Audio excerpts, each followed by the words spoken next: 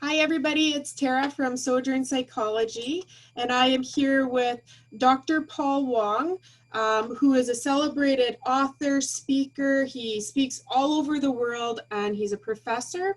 He's also the founder of the Integrative Meaning Therapy. He has many books. I've counted 10. I'm sure there's even more and more articles. Dr. Wong also heads up the International Network of Personal Meaning. So I thought it would be very meaningful to have Dr. Wong just talk to us about his view on why meaning is so important during suffering.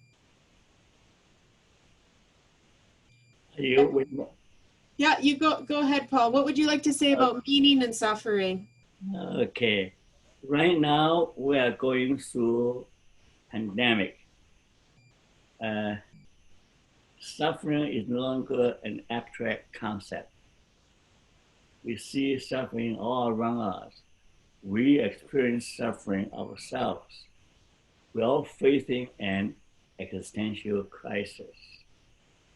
Because the things we used to have may be taken away from us. We might have lost our jobs, lost our employment, our business may be in trouble. So the things we used to depend on for our happiness, for our identity, for our well-being, all of a sudden, all taken away from us. So we're wondering, what's life all about?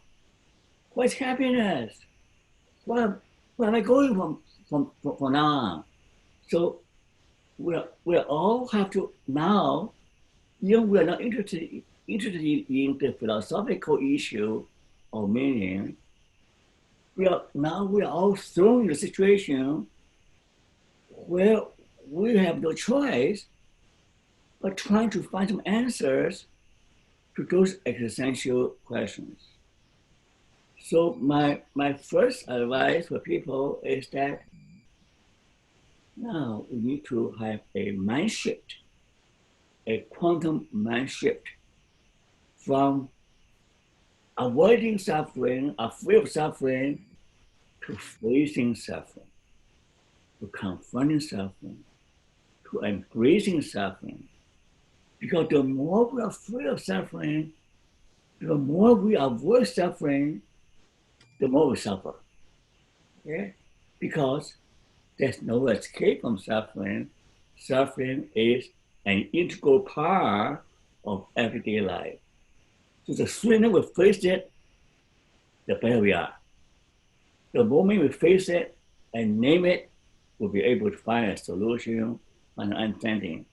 So the first line of defense is to have the existential courage to face life head on, to face problems head on. The first thing. The second thing I want to say is that don't think about suffering as a bad guy. Don't think about death as a bad guy. Actually, from my existential positive psychology perspective, suffering is our teacher. Suffering is actually an integral part of our well-being. So I'm saying that we cannot build a good life. We cannot find happiness. We cannot flourish until we go through the gates of suffering. And we understand that suffering is part of life, that death is the end of life, that we need to accept that. We need to say, life is so short. So therefore, we should make my life count. We should make the best use of our life on earth. So unless we know how to embrace suffering, how to dance with death, unless we know how to squeeze every ounce of benefit, every ounce of goodness of our suffering, we do not know how to build a meaningful life. So the first lesson is that learn to live with suffering, learn to benefit from suffering, learn to squeeze out every ounce of meaning, every ounce of meaning from suffering so that we will not waste our suffering. Beautiful. That's so inspiring, Dr. Wong. You know, just that suffering is our teacher, and that suffering is what can allow us to find meaning in our life. Beautiful. So would you like to say more about that? The thing is that, most people live shallow lives, okay? They eat, they shop, they work, they find pleasure. But suffering teaches us to live life at a deeper level, okay, human level, to find out the meaning of suffering and the meaning of existence, and to explore the transcendental reality, to find out more about God, for the spiritual world, not just living at the materialistic level, because the materialistic way of life is a shallow way of life. But now we are cooped up in your apartment, cannot go anywhere.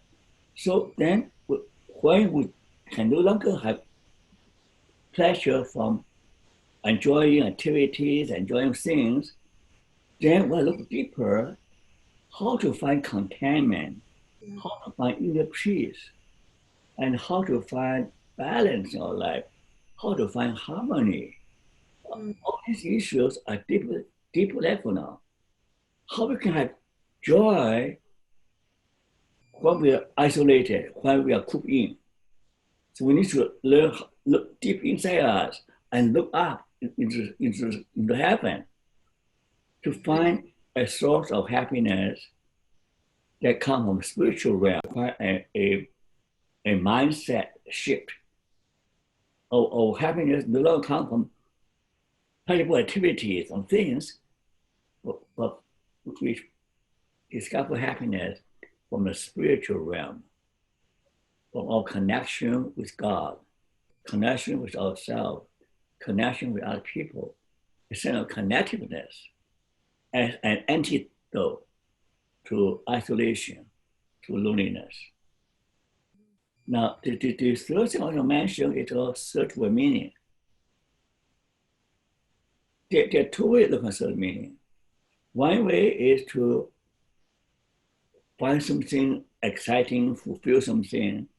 Another way is to fill the nagging void in my heart. We need both ways of looking at it. You look at the future, an exciting future waiting for us. We also see what can meet the need of our nagging emptiness and void.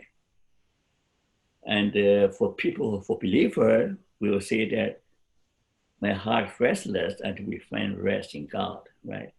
So we need to find something bigger than ourselves in order to find rest in our heart. We have to devote our life. We need to sacrifice. We need to strive for something bigger than ourselves. Then we can find fulfillment for our emptiness. Okay? So as long as we don't feel the void in our heart, all the material things cannot satisfy us. So that we need to find a spiritual answer to our void, to our emptiness. Beautiful. Thank you, Dr. Wong. So I'm going to pause us right there. I just love the statement that you said, suffering is a way for us to cut through the shadows of who we are.